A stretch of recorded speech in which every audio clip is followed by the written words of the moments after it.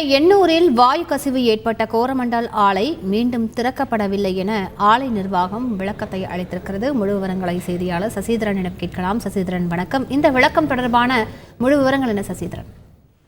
அதாவது சென்னை எண்ணூர் பகுதியில Coromandel international limited செயல்பட்டு வருகிறது. கடந்த வாரம் ஏற்பட்ட இந்த வாயு கசிவின் காரணமாக பல்வேறு மக்கள் பெரிய பாதிப்படைந்தனர். மீனவ மக்களும் பாதிப்படைந்திருக்கக்கூடிய நிலையில் ஆலயத்தில் இருக்கக்கூடிய உற்பத்தியை உடனடியாக நிறுத்தி வைக்குமாறு தமிழக அரசு ஒரு உத்தரவு பிறப்பித்திருந்தது. தமிழ்நாடு மாசு கட்டுப்பாட்டு வாரியம் ஒரு குழு அமைத்து அங்கு நடைபெற்ற அந்த வாயு கசிவின் தன்மைகள் குறித்தும் எவ்வாறு அது நிகழ்வு நடந்தது என்பது குறித்து ஒரு வல்லுநர்கள் குழு அமைத்து அங்க சோதனைகளை மேற்கொண்டனர்.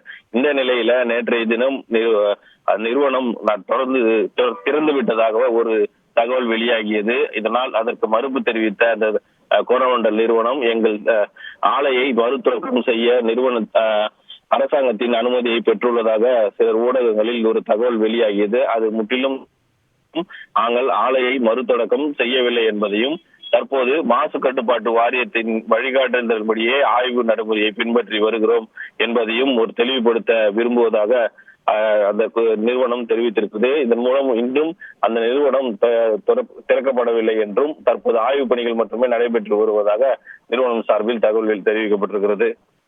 முழு விவரங்களுக்கு நன்றி சசிதரன்.